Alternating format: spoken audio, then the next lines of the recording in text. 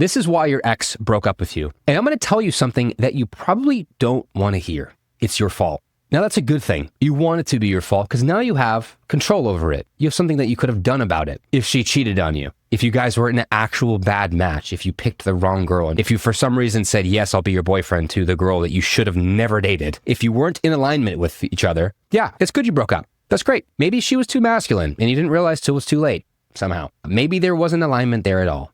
And you should be glad you're not together. But here's the thing. As a man, you should be able to lead any girl. Whether you want to lead her or not, that's a different story. But you should have the capability to. And if your ex broke up with you, it's because you didn't know how to lead her the way she needed to be led. And I'm going to show you exactly why she broke up with you. Let's get into it. Here's what probably happened. Now, there's two main reasons a girl would want to leave in a relationship. There's either no polarity, she's not attracted to you, or she doesn't feel safe, or a combination of both. But usually it's one or the other. Usually she's attracted, but doesn't feel safe, or she feels kind of safe, but isn't attracted at all. In this video, I'm going to cover her feeling safe, because that is the most important thing. Guys don't realize how important safety is.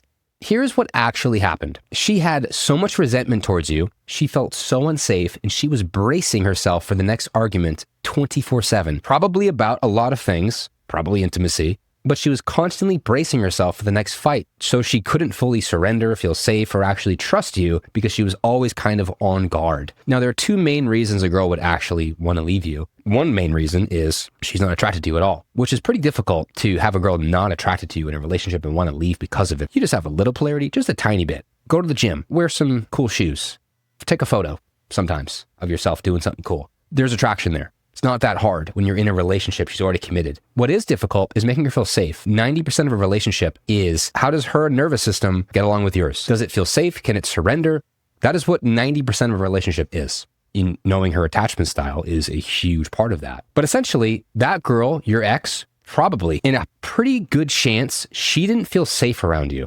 And not like physically safe, like you're going to attack her. I'm not saying that. And not like her needs weren't being taken care of, because that's not what I'm talking about. Like, she's fed, she has a place to stay, you drive her to the gym, like all the things logically that you think are the most important things, that everything else doesn't matter. I'm talking about her emotional needs, her emotional need to feel safe, like she can express her feelings, be heard and understood without corrected, without trying to be solved, without trying to be argued with. I'll get to in a second. But she had all this resentment building up and she didn't know what to do with it. She couldn't explain it. She didn't want to fix it after a certain point, because she doesn't want to dive through all the shit. There's so much nonsense building up that she doesn't even know how to articulate it, let alone wants to, because she learned the second she expresses her feelings that you might not like, hey, I don't like the way that you said this thing to me, even though you maybe were upset at something that she did to you. She might be upset at the tone you use with her, but then you go, well, you shouldn't have done this thing before then. Now she learns, I don't have a voice in this relationship. I can't speak. He doesn't listen to me. And then he makes me feel bad for bringing up my feelings. Like she still felt a feeling there. And the majority of men, I would say 99% of men, do not care about feelings. Your feelings do not matter because we don't relate. I don't see the world in feelings. That's not how men work. So it's very difficult for them to relate to your experience, especially making your experience and feelings feel respected. So she thought to herself, why bother go through all of this and have to argue with him to just feel heard and emotionally seen? It's way too much work. So what does she do? She just fucking leaves. And she has all this emotional leverage to leave because all the resentment's been building up, all the angry fights, all the arguments that she felt unsafe, unheard, you didn't listen to her, you argue with her feelings, you dismissed her feelings, all those things over the months, the years, it's been building and building and building. And there's so much resentment, there's so many unresolved things that you probably as the man didn't want to talk about with her, didn't want to discuss because maybe you felt like she was trying to rewrite the narrative. So when a girl's expressing her feelings about something that happened, most guys interpret that as her trying to blame you or rewrite the narrative and then eventually make that your fault and then you're the one to be blamed and you got to apologize. But that's not what she's trying to do here. So rather than her just needing to feel heard and needing you to validate her, to understand her, and she has all this emotional leverage to leave because there's so much pain, there's so much resentment and so many unresolved things that you maybe didn't want to talk about, that you didn't know how to talk about without getting angry, without trying to blame her back or feeling like she's trying to rewrite the narrative, or feeling like she's trying to blame you for shit. But rather than just needing to feel heard, which is really what she needs, is to feel heard or understood. And she needed you to validate her, to understand her, to make her feel like you actually care, you actually understand about her experience. So for most guys, you didn't do that. So she left. And here's why: you didn't know how to do it. So here's what I want you to understand. Safety, polarity, desire. Because you want a girl desiring you all day. I don't know if you know what desire looks like emotionally, psychologically, and physically. A girl desiring you is probably one of the hottest things in the entire world. Imagine you walk into her place. She's all over you. She's kissing you, hugging you, wants you to stay over, made you food. The second you sit down, she's on you, she's cuddling you. And then she wants to like go cuddle with you in bed. She initiates all of that. She like takes her clothes off without you asking. She does it for you. And she like surprises you with like her naked under the bed. Like that is a girl desiring you. That is what genuine desire looks like. You didn't force anything. You didn't even say anything. You didn't escalate at all. You're just there. But she is now desiring you so much, she does that automatically on her own. That is the hottest thing in the entire world. Very, very, very few men have ever experienced that, ever, especially in a long-term relationship. So you have to study these buckets. If you don't, you're going to have a bad time. You're going to be forcing a lot of shit, and there's going to be a lot of guilt and obligation around intimacy in your relationships, which I'm sure you don't want her to feel. Because guess what? If there's any amount of guilt or obligation or pressure around intimacy in her body, desire goes to zero down here. And then now there's no genuine, raw desire, passion, intimacy. It is now obligation, guilt. I have to do this because like we're in a relationship and he paid rent this month. You know what I mean? And no girl is putting her best into intimacy if that's the reason she feels that she needs to. So 2 buckets are most important, safety and polarity. The equal sign then goes to desire, but we'll focus on these 2 because these are the most important buckets in any sort of relationship with a girl, but especially a long-term relationship. So the safety bucket is the most important thing in the relationship. No man on the planet knows how to handle arguments with his woman because what do? Either it's on one side of the spectrum where they argue with her and fight back and make her feel unsafe and like storm out and like act like kind of immature. Or the other side, they just agree with everything that she says. You're right. I'm sorry. My bad. And then like they're actually not okay with some things that happened, but they act like they are. They're agreeable. They're people pleasing. They're appeasing her and violating themselves. Both of these are bad. Very few men know how to do it right down the middle where they don't get butthurt. They don't go cold. They don't just appease her. They're right down the middle and they're both safe and also know how to set boundaries. We'll get into that in a second.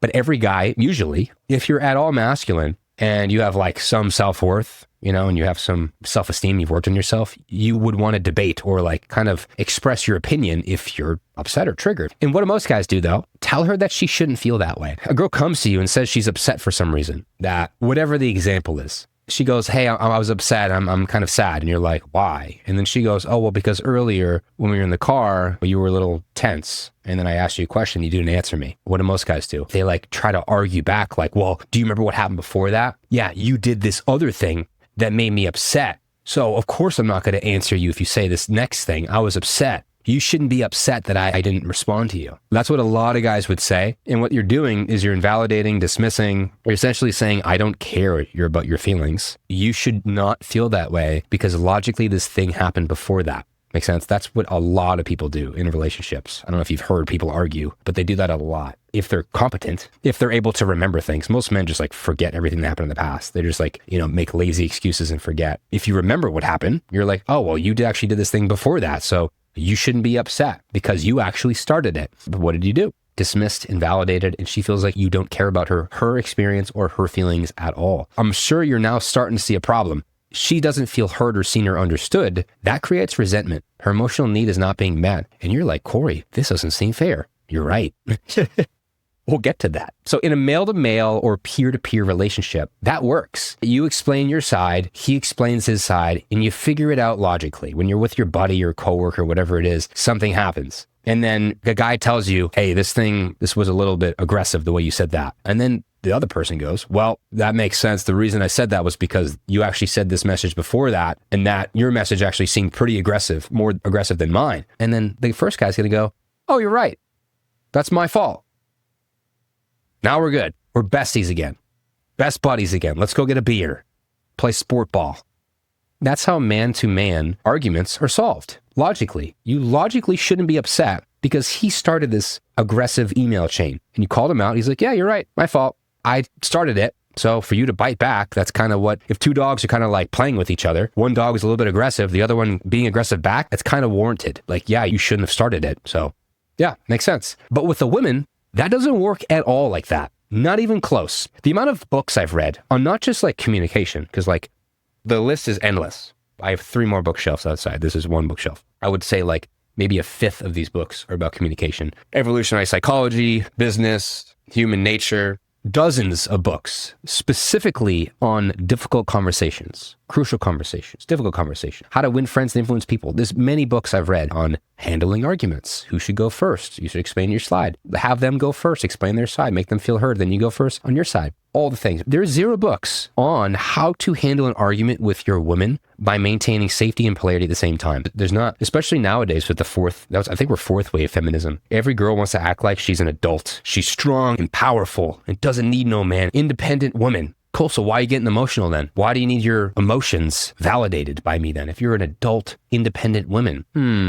It's almost like you don't want to be that way and you're listening to some, I don't even know where the feminism comes from. It's TikTokers? Some random IG account that's like psyop. Like, where are you listening to this? Like, I should be independent and masculine and make money and not have a family. You're just, okay. Are there any happy females that are 60 that took that path? I'll give you a hint. No, they're all completely short hair, blue hair, septum piercing. They drive a Prius. They're lesbians. They live with some like massively overweight, life partner in their like a duplex, and they hate each other and they complain and are extremely controlling. None of their family visits them. Like, is that what you want your life to be? Like, just, okay, probably not. Anyway, women are sensitive. They're emotional. They need to be protected. Not just, physically when you want to protect your girl, like when you go out, you have her walk on the inside of the sidewalk, put her on the other side of you. You're like protecting yourself from people walking by, dogs, like traffic, whatever it is. You're physically protective. You open the door for her, all the things. And then in the relationship itself, most guys are making the girl feel extremely unsafe during an argument. It's pretty ironic. But anyway, it doesn't work like that with women, with handling arguments with a girl that you're dating. But nobody on the planet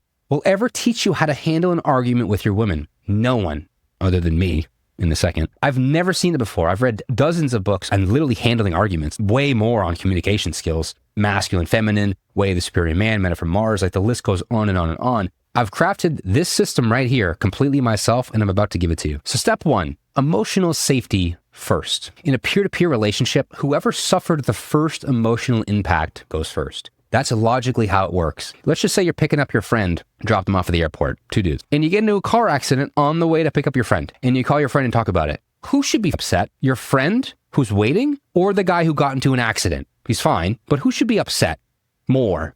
The dude who got in the car accident, that's a pretty big deal. The guy who's waiting to be picked up, he can find another ride to get to the airport. Like, he's not going to miss the plane. The guy who got into the accident is the one that goes first. Dude, I got into a car accident. The only thing in the conversation should be about is, dude, are you all right? That's crazy. Are you all right? How's the car? Are you good? Like, that's the only thing that should be talked about. And the guy should be like, yeah, I'll find another way. Don't worry about it at all, dude. It's good to hear you're okay. Thanks. Bye. If something happens with you and your girl, and objectively, logically, it makes 0 sense, she's upset. Even maybe no right to be upset. If she doesn't feel heard, safe, or seen, she's going to resent you. It's not supposed to be fair. That's just what's going to happen. And you might be like, Corey, that's so unfair. She shouldn't even be mad. She has no right to be mad. You're right. It isn't fair. You're leading this woman. You're her leader. Imagine the president. Like, you're her president of her life. I don't think you understand that. They might not make you feel that way, but you have to read the approval and the admiration through indirect signals. She's not going to tell you directly. I mean, maybe if you're like close enough and like you like to support each other and encourage each other, you can like, hey, I like when you say that. I love when you tell me I'm your leader and you trust me and you want to surrender to me. Do you want to like say those words? That's awesome. That's great. But you have to earn it, obviously. But it isn't supposed to be fair. It isn't equal. There's no equal. Like, she's not protecting you like you're protecting her. She's not leading you like you're leading her. She's not providing for you like you're providing for her. It's not supposed to be fair. She's surrendering. You're leading the relationship physically, emotionally. It's not supposed to be fair. You don't handle an argument like you would with your college buddy, with like your girlfriend or your wife. Emotional safety is the most important thing for women, especially comfort-centric women. And by the way, you shouldn't even be dating an attraction-centric girl. There's 2 types of girls, attraction-centric, comfort-centric. If you follow our videos, you should know this very well by now. You should not be dating an attraction-centric girl. A girl that doesn't prioritize safety in a relationship, why are you dating her? She prioritizes stimulus, going out, novelty, being entertained all day. Okay, go ahead. Go date the Gemini. Go date the Libra girl who has daddy issues, who's an extrovert and wants to go to the club who wants to go out, bar, restaurant, club, 4 nights a week to meet new people. Go have fun dating that. And even still, she's going to want to prioritize emotionally being seen, but she's going to be going out quite a bit. So there'll probably be a lot more arguments, just to warn you. But yeah, she's going to want to go clubbing. She's going to wear a miniskirt. She's going to go to the best bars in the city to try the new ones out with her and her friends. You shouldn't be dating that girl in the first place. But step 2, you want to make her feel heard, especially if something happened where she's upset about it and she's even telling you her feelings about it. I don't care if it makes no sense. I don't care if it's completely out of order of who should be upset and who should talk first. It doesn't matter. Who gives a fuck the order of when we talk about emotional impact? Doesn't matter. You're a man. It's not supposed to be fair. You're up here. She might not overtly tell you you're the leader in her life. You're the man she looks up to and admires and trusts with her life. Like, you should be driving her around constantly. She trusts you. She might not overtly tell you that, but there's many indirect signals that imply that you are that leader in her life. If you don't know how to make her feel seen, understood, heard, and safe, you need to understand this first. You have to separate your opinion from making her feel heard. Those are 2 completely separate things. You could disagree completely with everything she's saying. You can still make her feel heard and understood. I understand. That makes sense. I hear you. I understand you felt this way because that happened and then this happened and I said this and then you felt that way. That makes sense. I understand.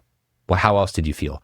That is how your conversation should be going. In the back of your mind, you might be like, well, you shouldn't feel that way. Well, actually, I said this thing first and then you said that after. And this actually happened last week and this happened again. You don't need to say any of that. Not yet. Not at all. No. Making her feel heard. She has an emotional experience in her body that she wants to feel validated about. There's something at a really core, deep level in a girl where if you don't, as her man, if you don't make her feel understood and heard, it means death to her. Right? Because think of it back in caveman days. If she didn't know for certain that her man cared about her, then who's going to protect her? Who's going to provide for her? Who's going to fucking make sure she has food and can nurture this baby and raise this kid that we were about to have? If that man that she's dating doesn't care about her, that means she might lose resources, she might lose protection, and if she loses all of that, she's at risk of death or dying, for starving, whatever it is. There's something at a core deep level with a girl that if you don't make her feel understood, that means death. And now obviously she's not going to die nowadays, but that turns into resentment real quick. She will not be able to explain it to you, especially if you're quick, especially if you say like things quick back to her and dismiss and validate really quickly. Like none of this you probably mean to do on purpose. Like none of it. I'm not saying you're this like malicious person who's like meaning to hurt her feelings and dismiss her. No, of course not. You're just like trying to be logical and like maybe defend yourself in some way. But inadvertently, you're dismissing and validating her to suppress her feelings, which then she'll resent the fuck out of you for.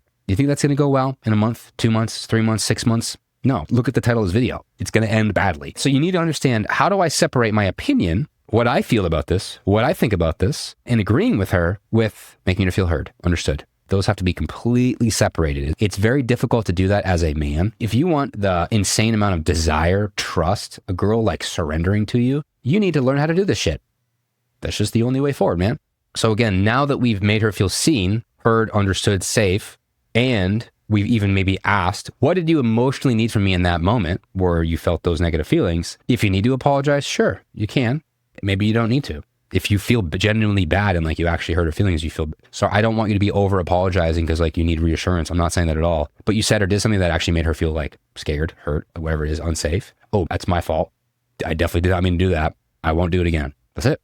Now that she feels heard, seen, safe, and she's calmed down, she's not in fight or flight anymore. Now you can go, mind if I share my perspective as well too? Boom. Now you can share the logic. Now you can solve the problem. When this happened, it seems like you got upset. What I meant to say was this. So next time, I'm just going to do that instead, and then that should resolve it. What do you think about that? How do you feel about that? Does that feel good for you? Right now, you can talk about the logic. Now you can actually solve the problem. Because the problem isn't the logic or the root of the problem. That's not the problem in the moment. She maybe doesn't know how she feels. She doesn't feel good.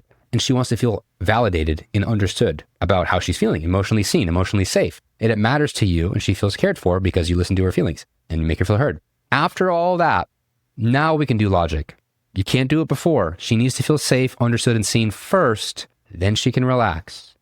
She literally is unable to talk logic and solutions unless she feels heard and safe. So that is extremely important. That will change your life understanding this. Now, let me explain how to set a boundary with her, because this is extremely important. I wouldn't do the boundary setting in that same argument. You need to time the boundary really well. It's got to be a good moment. You guys are feeling connected. It's a good emotional tone in the relationship. I wouldn't do it right there. You know what I mean? Like immediately. You can if it's like, if she's feeling good, if she feels heard, seen, and like the emotional state is somewhat high, sure, you can do it there. But this is also to be used separately when you're not in an argument kind of style, situation. But with a boundary, you cannot withhold love. You cannot get upset. You cannot get angry at her. You cannot make her feel like you're mad at her. You cannot withhold, run away, leave, not text her back. You can't do any of that, especially when you're actually angry. You can do none of that. Now, I'm not saying you have to hide your feelings and you can't have feelings and you're not allowed to be mad or upset, or you can't like express that you're not okay with things and you're just this doormat everybody walks over. I'm not saying that at all. Again, the president isn't telling everybody how upset and angry he is with everybody, with like the civilians, and how he's so disappointed and angry and upset and frustrated with all of you. I'm not going to talk to you guys for a month. I'm not going to talk to you guys for a couple days. I'm going to go ghost. Like the president is never doing that. Of course not. If a boundary gets violated, you have to ask yourself, does the other person know that I have a fucking boundary on that? Yes or no? Because odds are they don't even fucking know it's a boundary. They have no clue. Like say your girl does something where you're like, ooh, I'm not okay with that. Did you tell her, hey, I'm not okay with this ever? Probably not. So she doesn't even know there's a boundary there. She has no clue. So whose fault is that? Now, obviously there's folkways. There's assumptions in a relationship. Don't cheat. Don't talk to other men. It's very simple. Those are more universal. But still, there are all these slight little nuances in a relationship where you're like, I don't like that. When this happened, I didn't know how I felt about that. The phrasing she used when she said this made me feel emasculated, made me feel disrespected, whatever it is. Like she admired another person, whatever it is. Now you're like, ooh, I found what my boundary is there. I know what it is now. I discovered it. Calm the fuck down, wait a day or some time pass so you're not emotional, and then we can set the boundary. That's how simple it is. So first off, you want to make sure, do they even know that there is a boundary there? Most often, girls have no idea.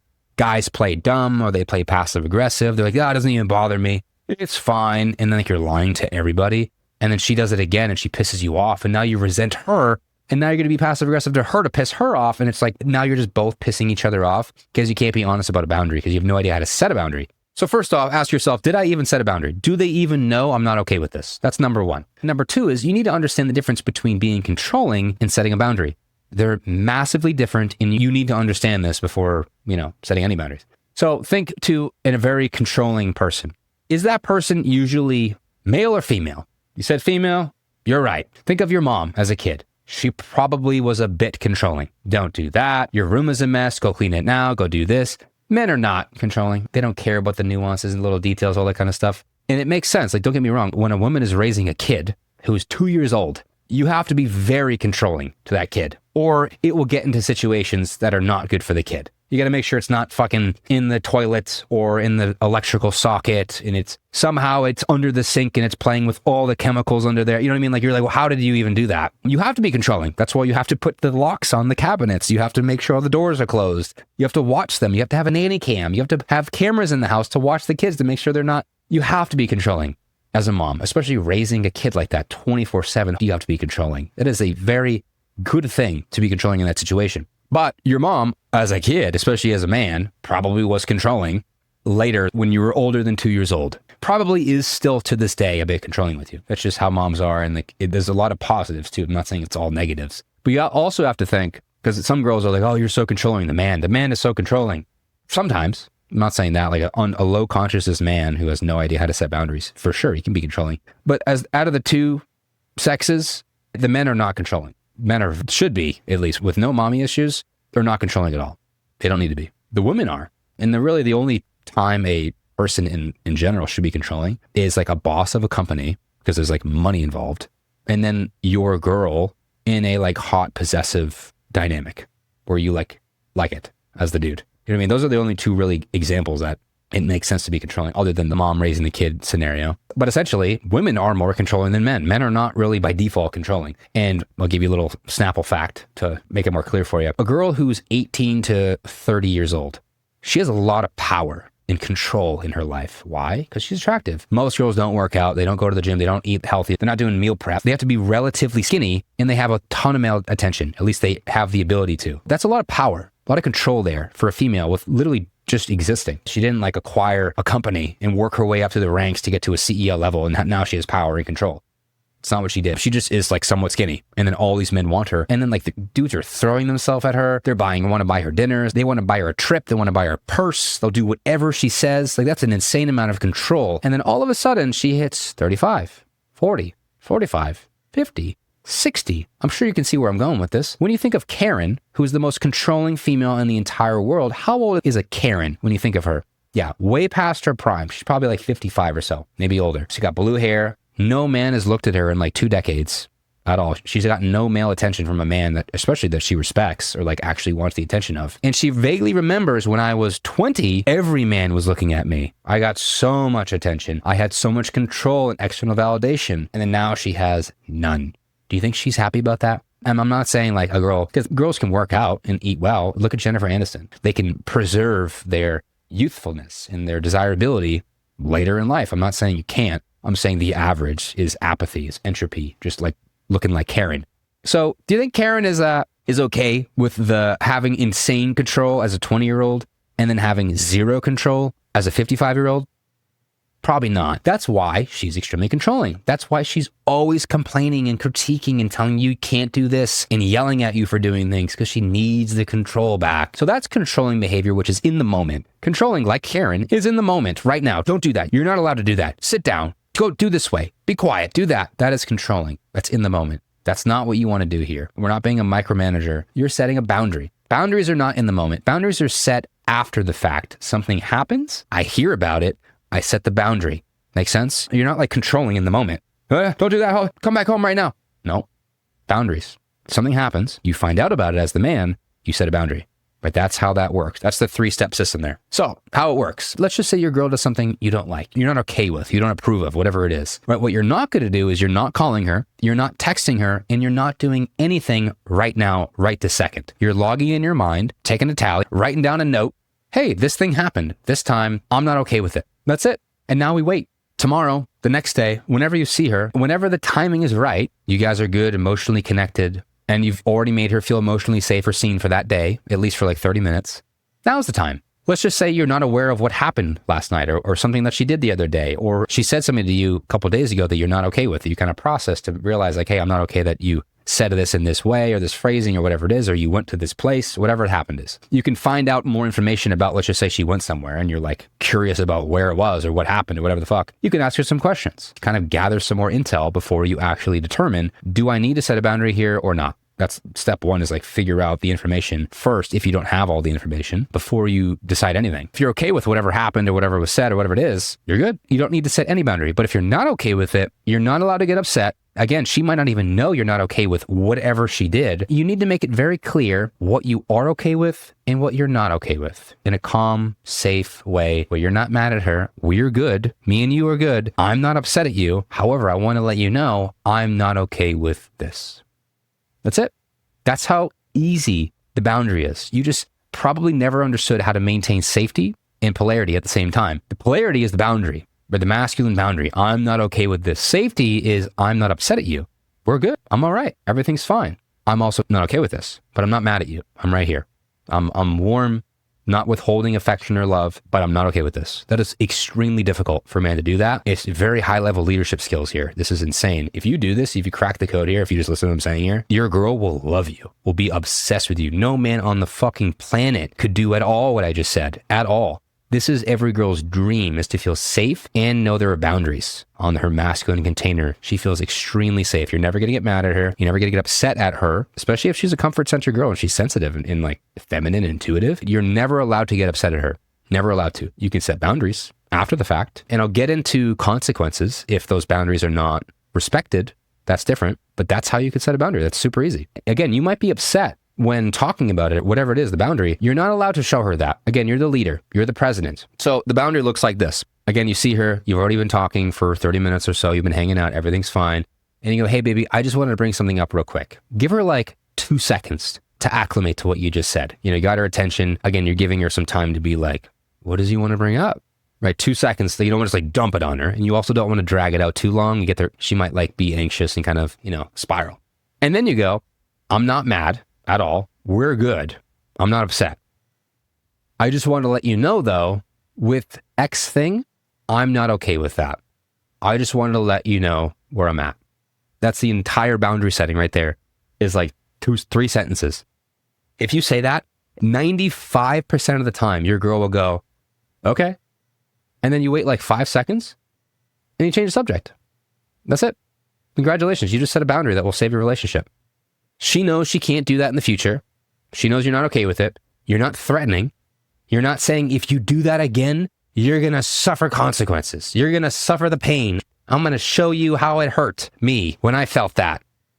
None of that. You're not going to say any of that. The only thing you care about, because sometimes if you're dating a girl who's daddy issues, which again, I don't recommend doing, she might be like, I don't understand. I don't agree, blah, blah, blah. None of that matters. If she agrees or understands, it doesn't matter. That is irrelevant to what the boundary setting system. The only thing that matters is, does that behavior change? Does it happen again? Yes or no? If it doesn't, does it matter if she understands? Does it matter if she agrees? That doesn't create resentment if she doesn't agree or doesn't understand. That's the boundary. That's how it is. That's your train, right? If she does it again though and violates that boundary, now we have a problem. And if that happens a few times, I wouldn't say the first time, because sometimes people forget. It's all right. Again, you got to be the leader here. It's not supposed to be fair. If she forgets or slips her mind, let's just say months go by, you can remind her. Same thing. Hey, baby, just want to bring something up. 2 seconds. I'm not upset. We're all good. I'm not mad at all, by the way. I just want to let you know this thing we talked about a little while ago. I just want to let you know I'm not okay with it. Remember we talked about that? Yeah. Just want to let you know where I'm at.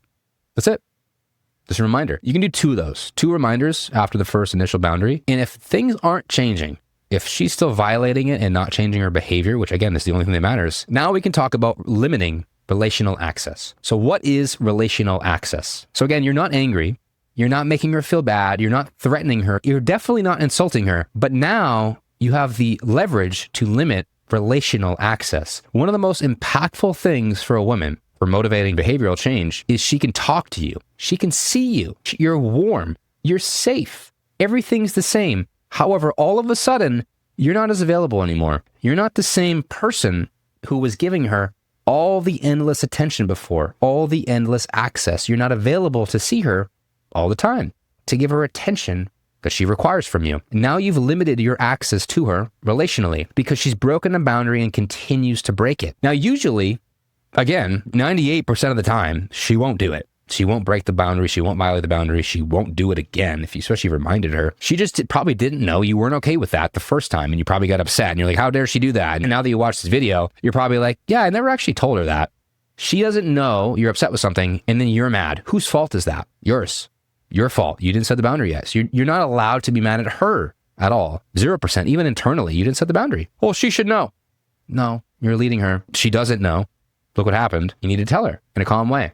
And if she does it again and violates it after saying the first time, you can remind her. And you also want to make sure you think about your boundary first. Make sure this is actually something you want to set a boundary about. Don't set boundaries about stupid shit, like just nonsense, like dishes. I don't know, like just random stuff. Like, go think about it for a second. Go talk to ChatGPT or Claude for like a second about, hey, is this a boundary I should have with her? Yes or no? Or is this worth having a boundary about? Yes or no? Before you do anything. But once you decided, yes, this is a boundary, I'm going to tell her about it. You want to make sure it's the right time. If it's her birthday and we're like eating cake, maybe you shouldn't do it then. After on the couch, you've been hanging out for a bit. It's not a special big day. She's not crazy tired from work or overcapacity. You can wait a day. If it's not the best time, you can wait one day. It's not going to kill you, but just make sure it's a good time. Here's what you need to understand. No man on planet Earth can do this. 0. First of all, they don't know how to do this, that this is even required or necessary. And then number 2, he can't do it because he can't control his emotions. He doesn't know the phrasing of how to set a boundary. He doesn't know he has to make her feel safe, warm, and heard, and then set the boundary. No dude knows how to do any of this. How to make her feel emotionally seen, heard, without agreeing with her, and then asking her, apologizing if you need to, and then logically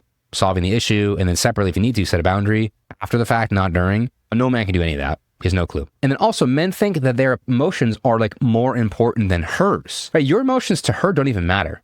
Like, she might pretend that she cares about them. No, she doesn't. She does not care. Don't even tell her your emotions. She doesn't want to know, and it's going to ruin the polarity. If you tell her like, oh, I'm feeling sad and insecure and I don't feel good enough right now, do you think she's going to desire you, want to like be more intimate later that night? What? No, she's got to give you like a blanket and tuck you in. And like, you know, she's going to give you a blanket and tuck you in and bring you some soup and like feel bad for you.